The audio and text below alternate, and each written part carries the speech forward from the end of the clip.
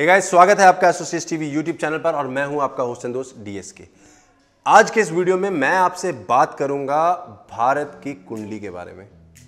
और ये जो टॉपिक रहेगा वो 18 मार्च के बाद का रहेगा 15 अप्रैल तक का, क्योंकि मैं कुछ दिन पहले गणना कर रहा था अपने भारत की कुंडली की, तो मुझे कुछ चीज़ इंट्यूशन में आई, मतलब मुझे अंदर से लगा शायद ऐसा कुछ होने वाला है। तब मैंने जब इंडिया की भारत की कुंडली बनाई तो उसमें जब देखा कि करंट ट्रांजिट क्या चल रहा है, मतलब अभी गोचर क्या चल रहा है, तो उसमें मुझे कुछ चीज़ें बहुत ही ज़्यादा अलग लगीं जो कि थोड़ी सी प्रॉब्लमेटिक हैं हमारे भारत के लिए। अब भारत में हम सब भी आते हैं, मतलब एक विशेष राज्य भी आएगा, सब राज्य भी आएंगे, तो मैं ये कह सकता हूँ कि भारत इसमें कंप्लीट है जो मेरी ये वीडियो रहेगी। तो सबसे पहले हमें ये समझना होगा कि इसमें मैंने क्या समझा है और मैं आपको क्या बताने जा रहा हूँ।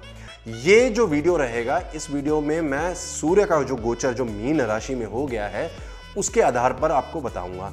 अब क्या है कि सबसे पहले आपको यह समझना बहुत ज़रूरी है कि जो मीन होता है, मतलब मीन जो राशि है वो जल की राशि है, यानी कि क्षीर सागर है। मैंने अपने जितने भी वीडियोस किए हैं उसमें हमेशा बताया अपने दर्शकों को कि मीन का मतलब है सीधा सीधा क्षीर सागर, मतलब ज़मीन का एक टुकड़ा भी नहीं, 1 इंच का भी नहीं। तो वहाँ पे सूर्य जब जाता है तो डूब जाता है, मतलब एक अग्नि जो कि जिसका मतलब है हमेशा ऊपर को उठना, वो पानी में जाके खत्म हो जाती है, मतलब विनाश।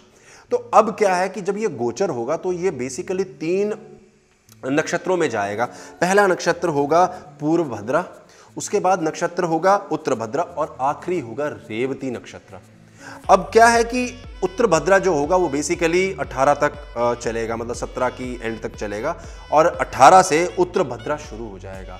यानी कि सूर्य जब उत्तर भद्रा में जाएगा तब थोड़ी सी इश्यूज आनी शुरू हो जाएंगी। वो इशू इसलिए कि जब हम इस कुंडली में सर्वोत्तर भद्र चक्र देखते हैं, अगर मैं सर्वोत्तर भद्र चक्र समझाऊं लेमन टर्म में, तो ये एक तरीके से कह सकते हो क्लैशेस बिटवीन द नक्षत्र, मतलब एक नक्षत्र दूसरे नक्षत्र को कैसे हार्म करता है, कैसे प्रॉब्लम देता है। और उसमें जब उस नक्षत्र में जब मेलेफिक प्लैनेट्स यानी कि क्रूर प्लैनेट्स होते हैं, शनि मंगल ऐसे प्लैनेट्स जाते हैं तो आपको ज्यादा प्रॉब्लम होती है। अब थोड़ा समझते हैं, जब वो उत्तर भद्रा में जाएगा 18 मार्च को, तो 3 नक्षत्र उस पर एस्पेक्ट करेंगे, मतलब उत्तर भद्रा पे 3 नक्षत्रों का एक इंपैक्ट होगा। वो होगा पूर्व आषाढ़ का, दूसरा होगा आद्रा का और तीसरा होगा हस्त का। अब अगर भारत की कुंडली देखी जाए तो आद्रा में एक प्लैनेट है मंगल और एक है मंदी।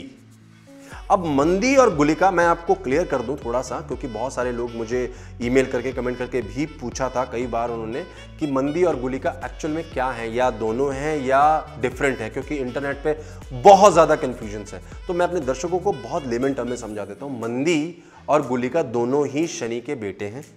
It is more like Rahu और केतु।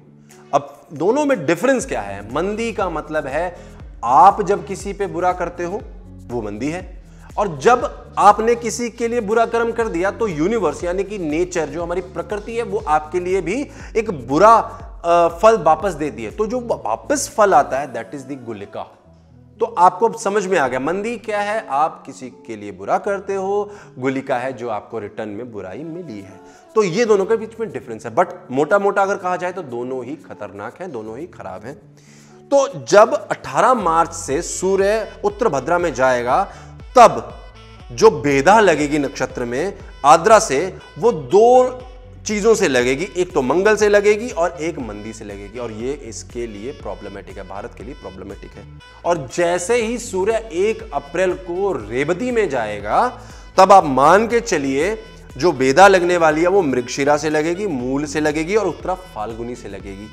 अब ये जो मृगशिरा है इसमें हमारा गुलिका बैठा, आप समझ रहे हो, मतलब ये जो 2 नक्षत्र हैं इसमें एक बार तो बेदा लगा रहा है मंदी और दूसरी तरफ लगा रहा है गुलिका। पॉसिबिलिटी फैक्टर क्या होता है कि यानी कि कोई भी तरीके से हमारे जो सराउंडिंग वाले लोग हैं, देश हैं, वो प्रॉब्लम क्रिएट कर सकते हैं, और जिसके लिए हम फिर से शायद कोई हम रिटेलिएशन में कोई चीज करें। मतलब इन नटशेल कुछ ना कुछ होने वाला है जिसमें जान माल का कोई ना कोई नुकसान होगा।